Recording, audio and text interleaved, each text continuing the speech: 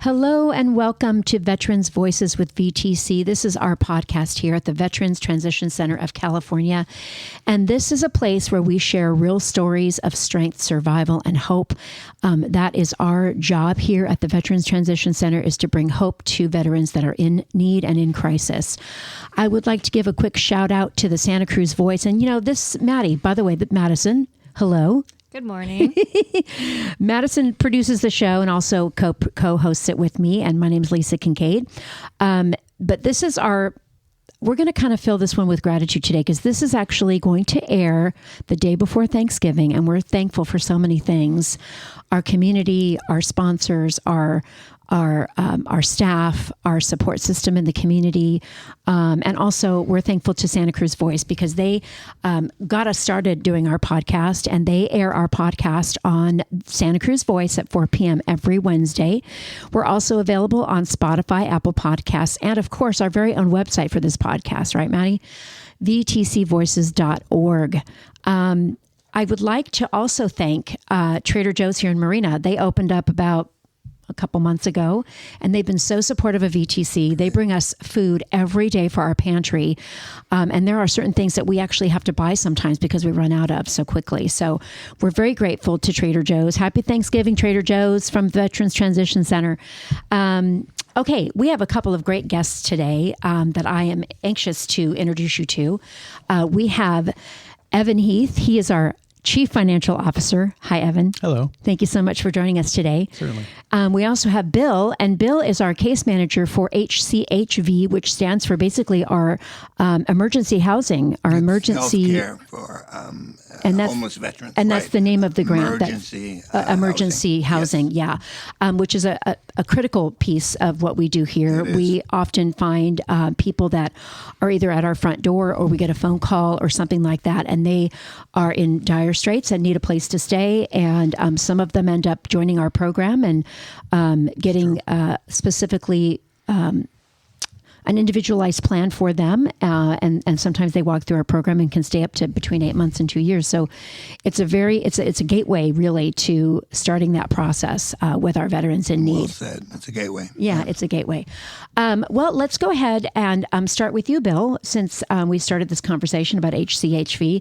I don't know a lot about it, but I do know that we have this emergency housing available to veterans. Can you tell us a little bit about the program? And then we want to hear about you and how you ended up here. Okay. Leaving, and you came back. Sure, I which did. We're so happy about. I came back. Yes, the HCHV is basically it's an emergency shelter, temporary emergency shelter for veterans. They're able to come in and stay in our program from anywhere between 60, sometimes up to 120 days, and our goal is to get them housed by either a voucher or to transition them into the grant per diem program, where basically they become housed and they're paying a small portion of their adjusted income, whatever income that might be, into that program. But in the emergency shelter, there's no cost at all. And we supply them with everything. We give them all of their housing supplies, whether it's detergent for dishes, for detergent for their clothes, for food from the pantry. Everything is provided to them to be able to exist, and the goal is to get them on the road to housing and to become permanently housed. So. And really, overall, when you think about Veterans Transition Center, that's our goal with each one of our programs, and we have 5 housing programs, right? I believe it's 5. Yeah. And, the goal for each one of those programs, whether it be an emergency shelter situation or someone that's on parole coming out of prison or someone that has just found themselves homeless, our goal is a housing first model, yes, which we love to brag about on the podcast, because without a safe place to stay and a safe place to lay your head, with the basic necessities, you really can't start from anywhere without that. So we're very proud about that. So you left and came back, Bill. You retired and then you came back, and we're so excited to have you back. So tell us about that. Thank you. Well, okay. So to try to make this short, I've retired probably 3 times. So I had my career was basically in broadcast management. I had a 40-year career in broadcast management, managing stations from KCBS in San Francisco to K101. And I then went to Time Warner for 6 years back in New York. And what happened was I got to work as a volunteer for Homes for Heroes. So I got interested in that. And it was a great feeling. It was a great thing to do. And then, so when I retired from there and came back to California with my family, I found out about the HCHV program opportunity to manage a HCHV facility in Santa Cruz. I did that for 5 years and then got very tired of the commute to Santa Cruz and back, and it just became too much. And I was then invited to join as a case manager for the HCHV program here at VTC, close to my home. And so we did that. And then I worked here as a case manager, and I did retire from here again. And how long was that first? First time was probably about a year and a half, perhaps. Yeah. Okay. Yeah. And then I left for about a year. And then I got a phone call. Would I be willing to come back? And I said, I'd be happy to come back. We need you, Bill. I said, I'd be happy to come back. So I did. And that was it. And I am a veteran myself, so that's I part of didn't the know interest. that about Yes. you. Yes. So tell us about your military background. Well, my military background was now it's dating me and shows me what an old timer I am. Basically, I was literally drafted into the service in 1966 to go to Vietnam, and I was drafted to go into the Army, and ended up going to Vietnam, spending a year there, and then coming back, and candidly, at that time, it was, we just kind of got out of our uniforms and said, get on with your life. There wasn't a lot of VA back then that was in the life, as is today, which is tremendous. So that was my connection to the military and to that. Tell us a little bit more about coming home. I know we've heard so many stories about Vietnam, and they're just heartbreaking. Coming home was difficult because we just had the Tet Offensive right before I left and came back home, and there was just a lot of upheaval in the country over the war, and there was a lot of negative feelings and a lot of split opinions by many people. And so the young activist, which I totally understand and appreciate, would get quite, verbal to veterans and soldiers in uniform. So that really sort of diminished our desire to be exposing ourselves as veterans from Vietnam, because it wasn't a positive place in the mind of many people to be at the time. So, like I said, we kind of retreated. I think a lot of us just retreated away from our uniform and our thoughts and memories of the time that we served in Vietnam, and we weren't looking for connectivity much more through our families and friends. So it was an unusual time. I bet that's really helped you in your work. Very much so here. Yeah, I believe so. I believe especially with some of the younger veterans that have come back from some of their own combat missions and have been through things. So yeah, I'd say it has. Well, and also we talk a lot about camaraderie here and how we really want to make it a family atmosphere for these veterans, and especially when you have your own experience like that, there's a connectivity there that you just can't. Yeah. You can't. Really, it's invaluable, is what I'm trying to say. Yeah, I think you're right. Bill, did your military experience, did that help lead you to becoming a case manager here at VTC? Well, yes, as I said, because I had been in the military, and because when I really saw what I thought was a great work going on, where it was homes for heroes, where we're basically making homes affordable for or building homes for veterans, that reconnected me. It really brought me back into that feeling of being a veteran and being proud of being a veteran. That was a big transition too. So that definitely did, and then that led me to after I retired to get into this. So.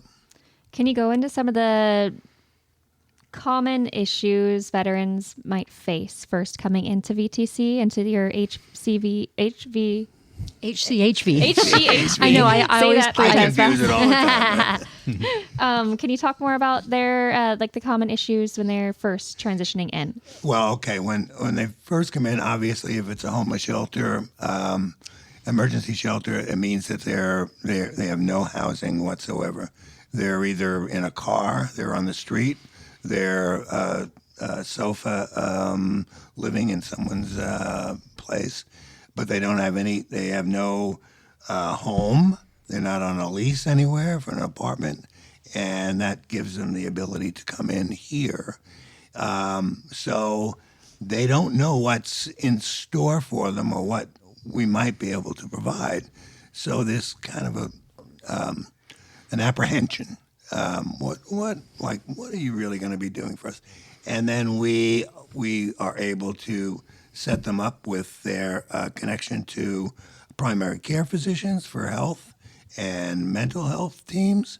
We provide them with, as you said, a place to sleep, full accommodations in the house.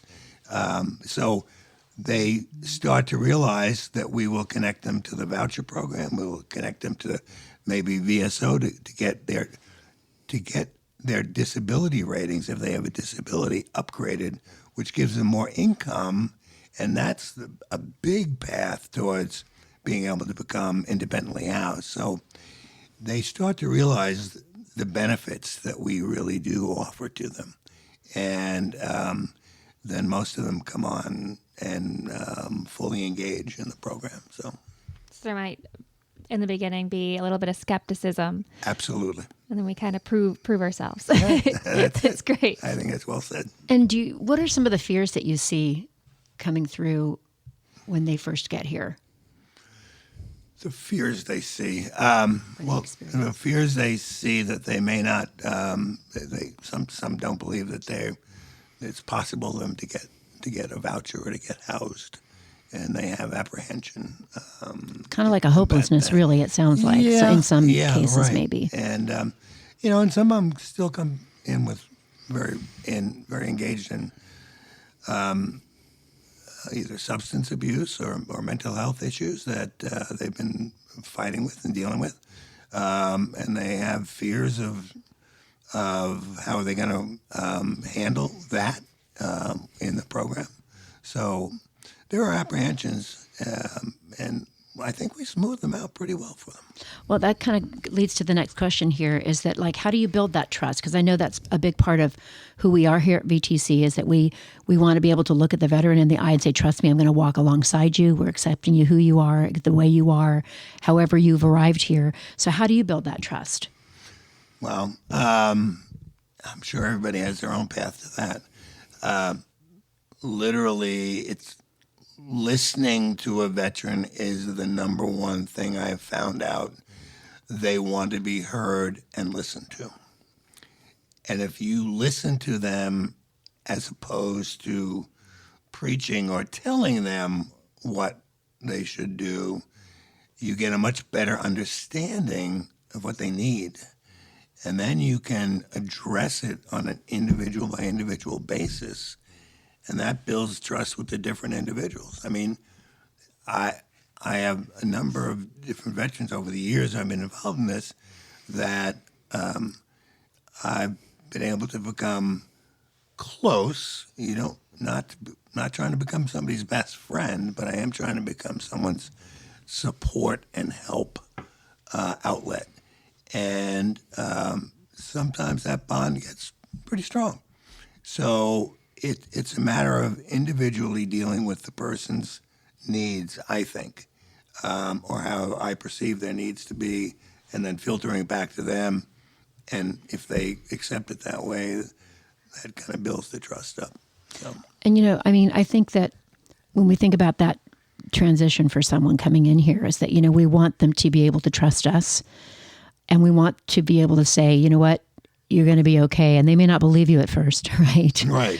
That you're going to be okay. And always being there for people. I mean, we have veterans that come back here and just say hi. I mean, they meet with their case managers and you guys check in with them, and they could be years after they graduated there are from. some wonderful experiences. We celebrate every time someone gets housed. When they get housed with a voucher or on their own, or what they do, that's cause for celebration. But we get people come back and they're just you've just seen them develop and grow, and there's nothing more rewarding than that. So, going off of that, is there a success story that has stuck with you that you could share with us? There are a number of success stories that I can think of, but I would just have to, I just have to say every time somebody is housed and they come back and they reinforce how well they're doing, those are always the individual great success stories. So, yeah, that's the best way I can describe it. So do you get a lot of visitors coming back to update you on how they're doing? We get a fair amount, yeah. Yes, we do. So it's a good feeling. It's great. Yeah, we see a lot of them come through the front lobby doors. So Yep. There's Timothy, who went through our program. He was in the LTOR program, but he comes through and gives us updates on his school journey still. Yeah. And his career journey, whatever path he's chasing. And it's really nice to hear those updates. It is. And I loved, we're hearing now from veterans that have now moved into the Light Fighter Village and have been accepted to being housed there. They have now their own apartments. And they just come through. They're just elated with that housing success that they found. So, yeah. And that's our main goal is to help them find their own place and the ability to stay in their own place. But that's the big thing, ability to stay. Right? Yeah. Well, I really appreciate you being here, Bill, and telling us about your experience. And you can chime in anytime as we introduce Evan here because, well, you know what? Before we move on to Evan, real quick, sorry, Evan. We always like to ask you if there's a veteran listening. They're in crisis. They're in a situation they can't seem to get out of. And they are in really need of help. And they're maybe afraid to call or come in to the Veterans Transition Center. What would your message be to them? Don't hesitate. Set aside your fear or doubt, and you have nothing to lose by making the call, by coming over. You have nothing to lose. Nobody is making you do anything. Nobody is telling you what you have to do. You come to us, you express a need to be housed and to have an emergency shelter or to be housed. And we will respond to you with the steps that are required to get into that process. And a lot of times they've already established themselves. They might have been already involved with the VA in Palo Alto system, enrolled in that system, which is what is required to be able to come into the program. But that takes minutes, literally online. That can be done. So don't be afraid that there's a lot of red tape or there's a lot of things you're going to have to reveal about yourself. They're not. You just have to come and give it a try, and you'll find that you're welcome. And just so that you know, our phone number is 831-883-8387. Please don't hesitate to give us a call. You can also reach us by email, info@vtcmonterey.org. We're here for you. If you have a need, if you're confused about your benefits, if you're in a situation where you feel stuck, that's what we're here for. So absolutely give us a call. Without further ado, I always say that. Without further ado, Evan is our Chief Financial Officer, and we have a lot to talk about because where would we be, without the support of donors and grants and all the stuff that you track. So what initially drew you to the financial world? When I was growing up, I didn't necessarily think I'd end up in the financial world. When I finished school, I didn't really know what I wanted to be, and I ended up working for a business, and it was my dad was a corporate accountant. My stepdad's a CPA, and it was the right move to make. It was comfortable, and it's what my family did. I wanted to be an attorney, and I studied political science in college. That didn't align with what I wanted to do in life. So I started working in business in my mid-20s and did that until my mid-40s. So I got a CPA license in there and a master's degree in criminology as well. Tell us about that. You don't talk about that very much, but I think it's very cool. It definitely aligns with what we do here at VTC. I mean, the political science is, I studied international government, which studies conflict among nations, and I studied criminology, and that is we work with formerly incarcerated. I didn't think that the criminology degree would be relevant in my career the way it is currently. I studied criminology to become a forensic accountant. I worked for a large construction company prior to VTC for 12 years, and I worked in treasury, which is managing cash, and I worked in internal audit, and I performed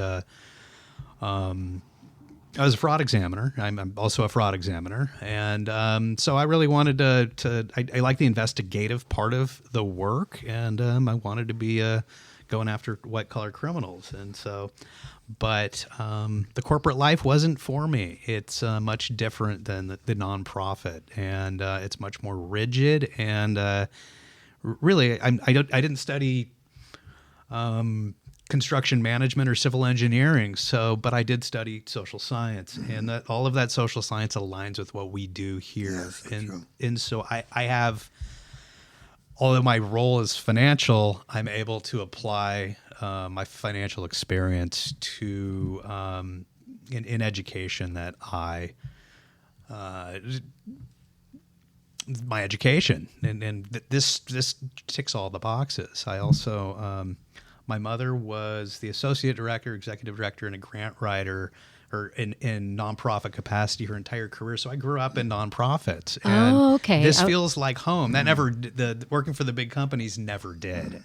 And so it's a good combination of all my prior experiences, what my family does, and what I find interesting. So. Well, and tell us a little bit more about the difference between the corporate sector and nonprofit sector in terms of a financial leader. The focus on profit and loss earnings is a far bigger focus when you're working in the for-profit industry. It's really what it boils down to.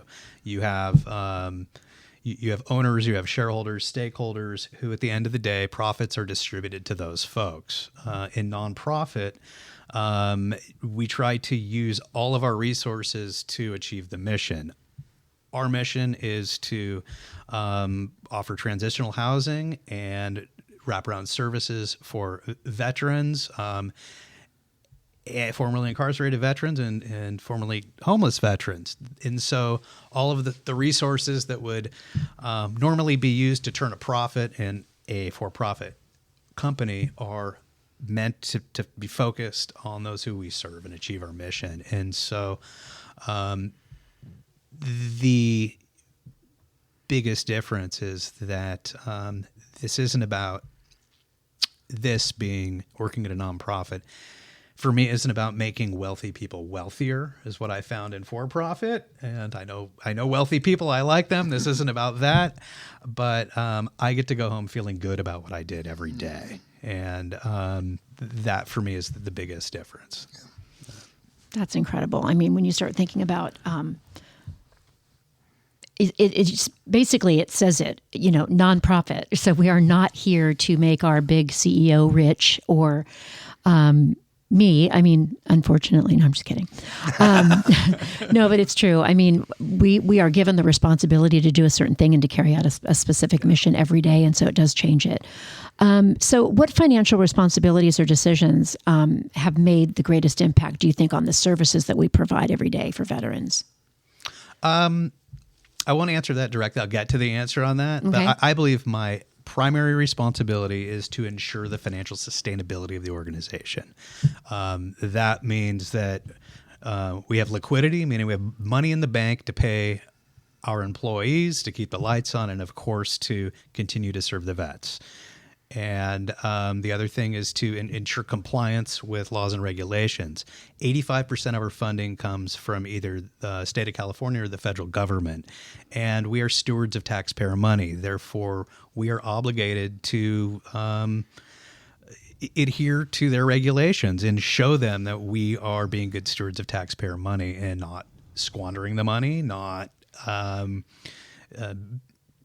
falling prey to fraudsters. And so when you lose sight of the compliance, you lose the bubble and things start to crumble. And so having strong liquidity and having money in the bank to make sure the mission continues is like gas in the tank, and making sure that you have a foundation of compliance. Those are two very important issues. So as far as every decision I make, it considers both of those. Mm-hmm. As far as day-to-day decisions, more on a tactical level, cash planning is very important. So we look at how much money we have in the bank. We look at what bills we need to pay coming up, and we make decisions when we pay bills. We also are paying attention to, if an organization either owes us money or we are expecting a donation or a grant, to keep tabs on that and make sure it all aligns and make sure it's still sustainable. So making decisions on to ensure continued compliance and that enough resources are allocated towards compliance, and making sure money comes in and we're prudent about the money that goes out. Those are the biggest decisions. Well, and I also think that compliance is so important, because if we have a grant for a specific program, obviously that money has to be designated to that particular housing program. Correct. And then also, if someone gives money, writes a check and puts pantry on it, we need to spend that money for the pantry. So we need to honor that gift, whether it be whether a grant or a donation. So obviously, back to the grants and donations, I mean, that's what keeps us afloat. That's what keeps us running every day. That's what keeps us continuing to be able to care for the veterans and get them to a permanent housing situation. And you said that there's a percentage that is grants that fund our organization, and then there's a percentage that we have to raise money through the community. Yes. So tell us a little bit about that. Okay. So for the program, the federal programs like the HCHV program that Bill works with, and our grant per diem program, the GPD, those are federal programs. So we bill the VA each month, and the VA pays us. We perform a service and we get paid for it. For our state programs, which we work with formerly incarcerated, which are our new adult reentry grant program and our long-term offender reentry and rehabilitation program, we call it LTOR. It's the same concept. Is we're performing a service for the state using taxpayer money, and we get reimbursed after billing each month. Those funds, it's called, have to directly go to or running those programs. But we have operating costs above and beyond. And that's where the donations come in, where that is called unrestricted money. And where the other funds are restricted to those programs, we can't cover every expense we have as an organization using the restricted funds. That's why we need the community donates money to us, and that pays for salaries for administrative staff, overhead on maintaining the building, Our cars and transportation. our cars and Yep. transportation. I could go on and on, keeping the lights on in some instances. Yeah. We do everything we can within reason to build the programs for certain overhead, but there's a line you have to draw, and you have to use your own money to pay for a lot of stuff.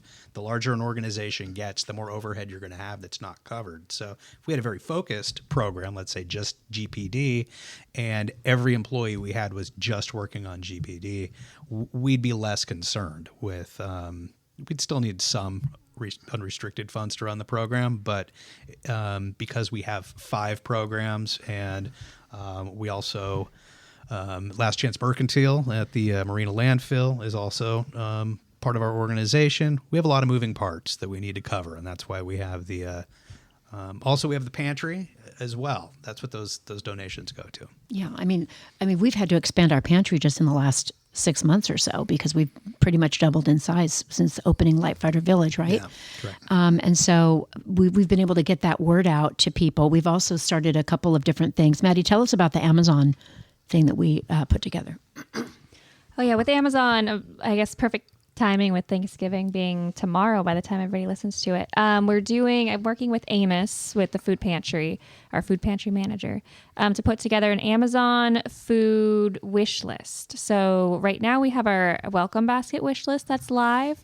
But if you go to our website, you can also find our food drive wish list on Amazon. So you can go through there, add whatever you'd like to the cart on Amazon, and it'll be shipped straight to VTC. And Amos would be very grateful to stock the shelves with anything that you were to send in. That's great. I mean, we're trying to figure out a way to let the community know what our needs are. Obviously, unrestricted cash is always helpful because then we can use it the best way we see fit, depending on our need at that time. But we want to give the community an ability to support us. Welcome Baskets is another example that Madison put together on Amazon account. Is we give them a basket that includes toiletry items, a towel, sheets, underwear, socks, some basic needs when they come into our program that they need. And you can literally go to Amazon and purchase those things, and they're just sent to us. And we're just so grateful for that particular program. So thanks, Maddie, for putting that together. Yeah, of course. Thank you to everybody who's donated already. Yeah, we bring every veteran into the program, and they are provided with brand new sheets, new towels, washcloths, many items that they obviously have nothing of already, and every one of them is set up, and they're set up on their bed, and it's all put together. So, Yeah, we appreciate that. So Evan, tell us a little bit about a funding stream or a grant that comes to your mind that was really a game changer for us in recent times. Well, we back in 2022, we received $4.1 million from the California State Legislature, and that 4.1 was to operate a vet hub at the Correctional Training Facility, CTF Soledad. And we had a dedicated vet hub there. The vet hub is still there. The program ended as of June 30th of 2025. But that we were about $1 million a year organization prior to getting that grant, and that increased, became a $5 million a year organization almost overnight. There were a lot of growing pains behind that. We had to really build a administrative infrastructure to support more employees, more costs, more needs, and we hadn't done a program like that. There was a big learning curve, so that was a game changer in the way we do things. But a lot was learned from that and what we need. I call it administrative footprint underneath. You need to put infrastructure in place, back office, so you can grow on top of that. If you don't have that, non-compliance risk goes way up because you start dropping balls. You start spending money. Maybe you don't have time or focus to spend money prudently, so you start just spending. And even though it looks like there's $4.1 million in the bank, you're spending it way faster than you necessarily want to. So throughout that process, we as an organization learned that we really need to tighten up our game. we were very fortunate in our timing, and though right around the time that the Vet Hub program ended, we received a $1.6 million grant for the adult reentry. It's called Adult Reentry Grant. We call it ARG internally. And that we got that funding stream right away, and now we're building in that direction too. That program is the direction as an organization we really want to get into, and we work very well with the California Department of Corrections and Rehabilitation and state of California when it comes to housing and help rehabilitate formerly incarcerated vets. And that was a huge program that started in 22, you said, or 20? Correct, 2022. 22. Yeah. Because, that really built a foundation. And we were talking about infrastructure. It's really building that foundation to start from. Yeah. It's like if you have that foundation, you can always stem from that and make sure that things are running like a well-oiled machine. Correct. And if you don't have that, you're chasing your tail a lot of the time. You're always trying to our finance manager, Suzette Kawamoto, she likes to say that she's at the front of the train, driving the train, meaning she's doing the day-to-day bookkeeping, making sure people get paid, answering immediate questions. And then right now we have people in the back of the train, some consultants working with us, fixing the hard-learned lessons of the past. And so we're catching up and we're getting better and better all the time. But well, to me, that's a success story in itself, because a lot of people don't look back and go, hey, what do we need to do differently? Because that needs to be happening all the time. I agree. And that's what we're doing. Continuous improvement, definitely. Exactly. Shoot, what was I going to say? I was thinking about, I wanted to get back to LTOR because one of the most powerful things about our organization is we're still going into the prisons, even though that particular program at Soledad ended, but we're still going into the prisons, bringing information, bringing educational resources, and then we're helping people that are about to go up for parole. We're still bringing them into our program, and we still have a 0 recidivism rate. Yes, we do. Which is extremely powerful to the message that we send to the people on the inside and also to the state of California. And so it's something we pride ourselves on very much because it's meaningful. Statewide, the recidivism rate for formerly incarcerated is between 40 and 50%. And we have been able to, at least since we started this, which I think was maybe when we started this better than I do. I believe we started the LTOR program back in maybe 2019. We still have 0% recidivism. So what we're doing as far as case management is definitely working. Mm-hmm. Mm-hmm. Yeah. And we're putting our resources where they're needed most on a daily basis, which is very cool. So let's talk about budgeting. My favorite thing. I'm just kidding. I still need to meet with you about my budget. Yeah, I haven't forgotten. So tell us a little bit about your budgeting style, and we've talked a little bit about it already, but like emergency housing, rapid rehousing. Tell us a little bit about how you structure the budgets for each department. Okay. Well, first of all, we have a high level budget for the entire organization, and I call it a master budget. That would in a budget is it's a projection, and then an estimate projection of what you think you're going to spend over the next year, and the amount of revenue you think you're going to get. I use a combination of historical data to see what we did the previous year, maybe 2 years, and I combine that with knowledge I have about the future, what we're going to be doing going forward. So I get that information by meeting with program directors. And really the question is, what do you want to spend money on this year? How much money do you think you're going to get in through your program this year as well? So I take all of that into consideration, and I put this estimate together. And then for each department has this individual budget, and the idea is that you add all the individual budgets together, and the total adds up to what the master budget is. Everything flows upward into the master budget. As each quarter goes on, we report to the board. Me being my department reports to the board of directors each quarter, and we do financial results. You have a statement of activity, which is also known as a profit and loss, and you compare those results to what the budget was, and you look at variances between what you predicted and what actually happened. At the beginning, when you're first getting your budget together, the variances are often caused by not necessarily using the right information or kind of working the bugs out. But after you dial in your budget, the variances mean a lot more as far as decision making goes, because if you were expecting to only spend, let's say, $1,000 on a cost and you ended up spending $2,000 during that period, like the quarter, then you have to ask the question, why are we spending more money here? Do we need to be spending money here? If, for example, it can really shine the light on an inefficiency, saying, okay, you know what, we can change that to save money. And so that's when that's the biggest value I see in a budget. It gives you targets to work for. It gives you sort of an quantitative operating model financially as well. So I guess that's the calling of a CFO, is to make sure that things run efficiently, appropriately, honestly. Yeah, it's a big hat to wear.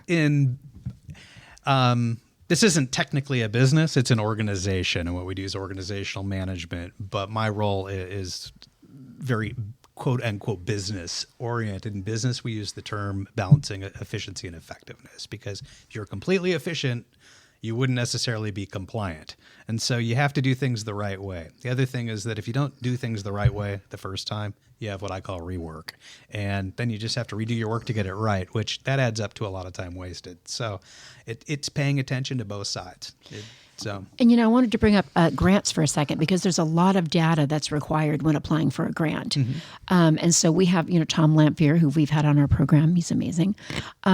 It really speaks volumes about having that data and to be able to say, answer the questions that are provided, because grants some are very, very specific. Some are a little bit more general, but there's a lot required of us, so, yeah. To that, Tom and I work very closely together. He comes to me for financial data. And as we've gotten better, as we've fixed the back of the train, the quality of the data gets better. It's more complete. It's more accurate. And when you have complete, accurate data that it's auditable, you can hang your hat on, that you're confident with, when Tom applies for grants, he can be more confident in what he submits, and therefore the likelihood of us getting that grant is higher. If we're just making guesses, well, people who review grant budgets, that's what they do. They get paid to smell sniff it out. They can sniff baloney out, and they can see, wow, that's a lot of round numbers. Why do you want to spend $1 million on a car? That kind of stuff. I'm being, a little hyperbolic there, but it totally savvy. Evan, what innovations or improvements are you hoping to implement in your financial world over there soon? The biggest challenge I have faced since we've been here is really rebuilding the entire finance department. As we grew rapidly, be honest, there's wreckage that was caused by that. And so by pulling in consultants, having a really great finance manager, we've been able to rebuild. We call it restructuring the books. It's getting the books correct, not just now, but in the past. And getting it straight, passing audits, and being able to provide financial reports to anybody who asks without having to go back and really take a close look about it, being absolutely certain it's 100% correct. That is the that's not to say things. I don't distribute things that aren't correct. I just have to take a longer look at it and change things. But that would be, if I were to leave a legacy here, it would be straightening everything out, and restructuring the books to be a well-oiled machine. That takes a lot of work. I know you and Suzette are just constantly at it. Suzette is away right now, right? She's out in Japan. She's at home. Oh, she's at home home back, now. Yeah, she was actually in yesterday afternoon. So we're so glad she's back. Oh, you think that? No, you did good. You were good. Well, good. I'm glad she's back, and I can't wait to hear all about her trip. Well, with having the CFO at this table, we have to talk about donations. And so if you had a message to anyone out there, I mean, we have Thanksgiving coming this week. We have Giving Tuesday coming up. One of the things I like to share from my heart is that one of the things about working in fundraising in this community is really understanding that, especially the people in this community, they like to give what's important to them. They like to share and donate to organizations and causes that are important to them and that mean something. So as Giving Tuesday approaches, if someone's thinking about donating to the VTC, what would you say to them to encourage that? That money is going to go directly to support a vet who needs it. And our organization houses vets. We have a pantry that feeds them. We also give them services. All of your donation would be going to help support that, or support our organization, which is a safety net for those individuals. So that's what I'd tell them. It's anybody can come down here and see what we do and see that this is the real thing. We are helping people who need it, and that their money is not going to get squirreled away. It's going to go to actually help people. And, honestly, we would love to give you a tour and give you some details about what we do on a daily basis for veterans. If you're interested in coming in and getting an overview on VTC and who we are and what we do and why we do it, please reach out to us. You can reach out to us by phone, 831-883-8387. You can also send us an email at info@vtcmonterey.org. Another way that people can give is they can give of their time. So if anyone is interested in helping us at VTC, we could really use your help. We've got events that are coming up. We have specific needs of veterans that we can always use help in the pantry. If you have food that you'd like to donate to our pantry, the holiday season is here. Food is short. We would be happy to arrange a pickup of your food. If you're a business and you'd like to do a fundraiser for us, we would greatly appreciate that. We'll be happy to give you flyers or anything like that you need. If you'd like to do a food drive or a fundraiser, if you're a business and you'd like to give us a percentage of your proceeds for any given day, we would be so grateful for that. And of course, we would provide you with any tax information that you need, our nonprofit status, our tax ID number, anything that you can think of to support the VTC. We would greatly appreciate it, because everything that we receive from you is going directly to our veterans that are in need. So I want to thank you in advance for that. What else, Maddie?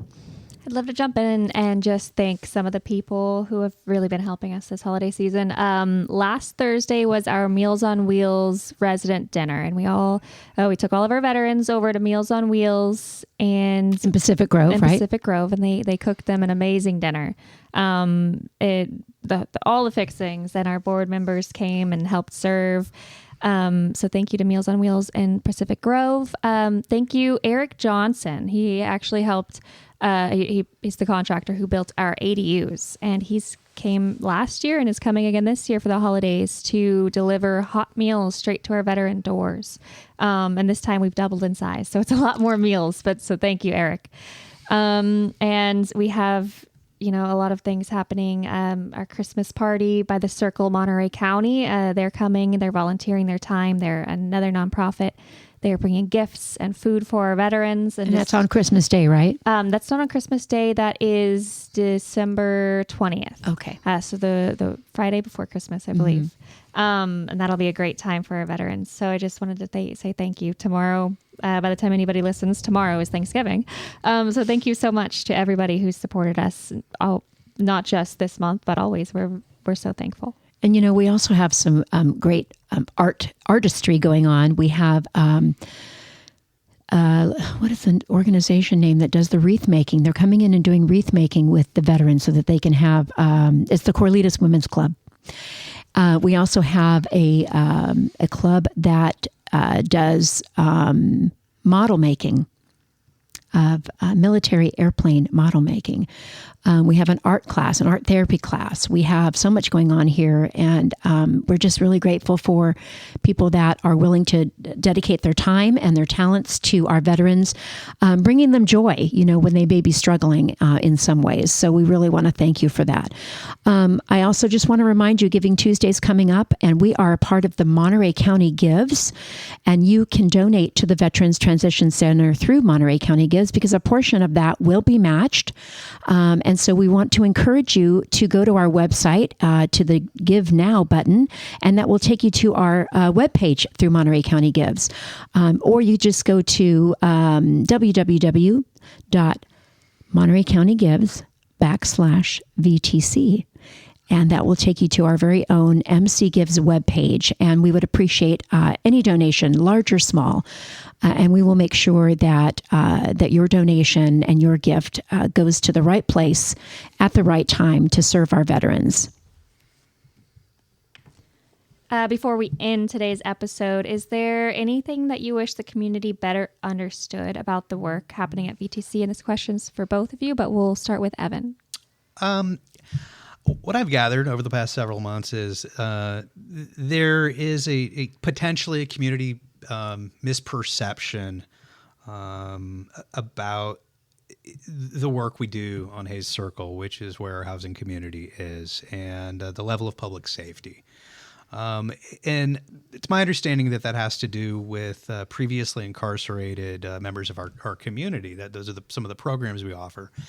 And just want to reiterate, we have a 0% recidivism, which says we know what we're doing. And as I mentioned earlier, relative to the rest of the state, we're doing about 40% better. It's a safe community. We recently received a letter from the Marina Police Chief Parker, that really described how well we're doing and how impressed he is with how our community is structured, and how he doesn't view that community as a violent place or an unsafe place, and that the work we're doing is really important and how successful we are. And I would like the community to understand that the formerly incarcerated vets need a place to come and get their lives started, and that when they have a healthy place to come home to after being incarcerated, the likelihood of them not committing crime and going back to prison increases greatly. So. Well, and just to mention too is that these inmates, let's say, right? They have to qualify for our program, so they have to have a point system that matches, in order to qualify for our program. And sometimes they wait for years to be able to come into our program. And so when we pick them up from prison and we've gone to fight for them with the parole board or whatever, they are thrilled to be here and are so anxious to get all the information they can to get stabilized and to get into their own place and to also make a difference in the community. So it's not a bad place to be. Yeah. And may I respond to that really quickly? Sure. Okay. It is not. We get a lot of people, I say gentlemen because currently most of them are male for the formerly incarcerated programs. It's not easy to get into our program. And some of these gentlemen have been incarcerated 30, 40 years. They had their sentences reduced because they have done so much programming inside and have worked really, really hard to get to a point where the parole board was comfortable letting them come to our community. So just as another assurance that this is a good place. It's not an unsafe place. So.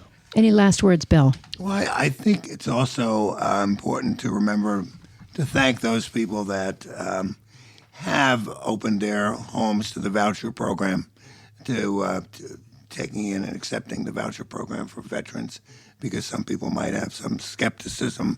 But I'll tell you, those people that have allow for the HUD vouchers to be used by the veterans have been very well rewarded themselves in the fact that we've had so much success with people coming into an apartment, a home, and treating it with great care and respect, and being very happy to continue to live there for a long period of time. So I thank those people. I thank all of you very much today for Thank you, Bill. having us here, and I wish everybody a very happy Thanksgiving. Thank you, Bill. And thank you, Evan, for joining us today. Both of you play a critical role at Veterans Transition Center. Thank you, Maddie. I hope you have a wonderful Thanksgiving as well. Thank everybody in our community for supporting the Veterans Transition Center in all these different ways that you do. But we love to come together and appreciate each other. And I hope you have a wonderful Thanksgiving.